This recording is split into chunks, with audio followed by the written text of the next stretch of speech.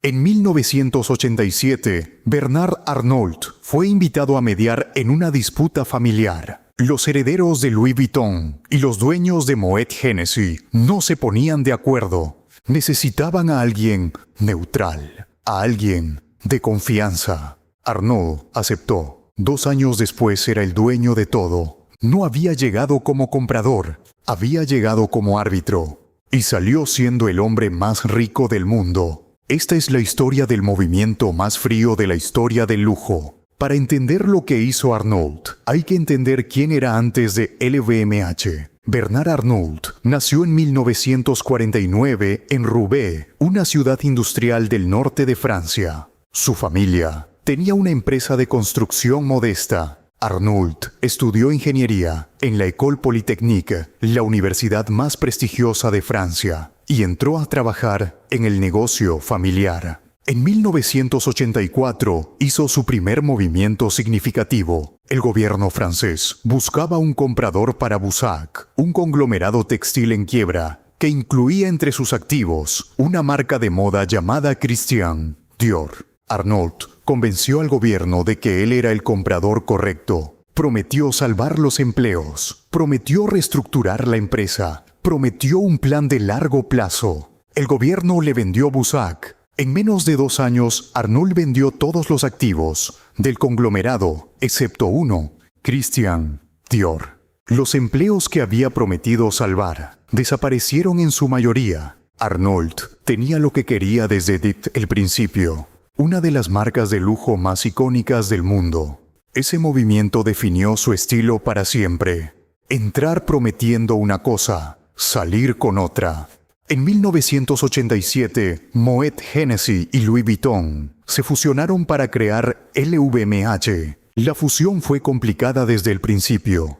Henri Racamier, quien dirigía Louis Vuitton, y Alain Chevalier, quien dirigía Moet Hennessy, tenían visiones opuestas sobre cómo debía manejarse el grupo. La disputa era real, profunda y sin solución aparente. Alguien sugirió el nombre de Arnault como mediador. Era un empresario exitoso, tenía experiencia en el sector del lujo con Dior, era respetado en los círculos financieros franceses. Arnault aceptó entrar. Y mientras todos creían que estaba buscando una solución para las dos partes, Arnault estaba comprando acciones de LVMH en el mercado abierto, en silencio, sin anunciarlo, sin que ninguna de las partes lo supiera. Cuando reveló su posición, ya tenía suficiente participación para influir en el directorio. Lo que vino después fue una batalla corporativa que los franceses describieron después como la guerra del lujo.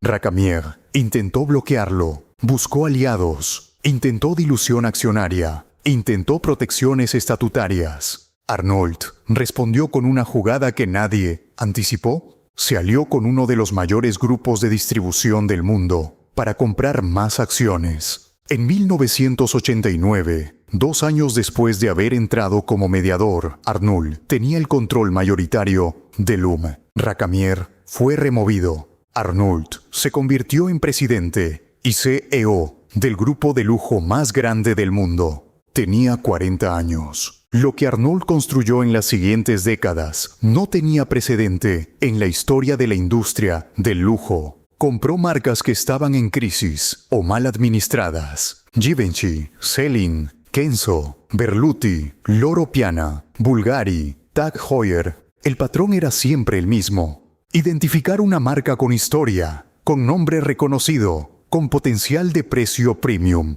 que su gestión actual no estaba aprovechando. Comprarla, inyectar capital, contratar diseñadores de primer nivel, subir los precios, reducir la distribución para crear escasez y esperar a que la marca volviera a ser deseable. Arnault entendió antes que nadie el principio fundamental del lujo. El valor no está en el producto, está en la percepción del producto. Y la percepción se controla con escasez, con historia y con el nombre correcto en la etiqueta. En 2021, Clemax completó la adquisición de Tiffany por $15.800 millones, la mayor adquisición en la historia de la industria del lujo. Arnault había intentado comprar Tiffany en 2019. Las negociaciones avanzaron y entonces llegó la pandemia. Arnault intentó cancelar la compra, alegando que la pandemia había cambiado las condiciones del negocio. Tiffany demandó. Los dos grupos llegaron a un acuerdo por un precio ligeramente menor.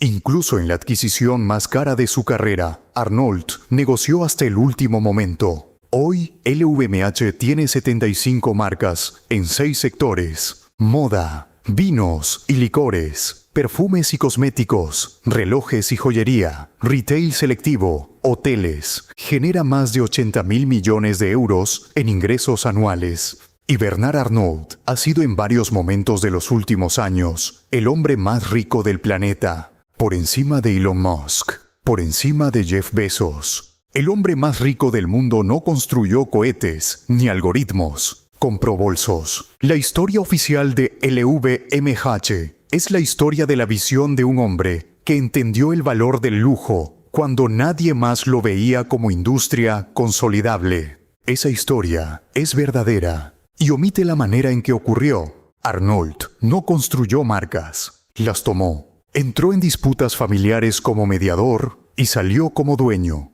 Prometió al gobierno francés salvar empleos y vendió los activos que no le interesaban.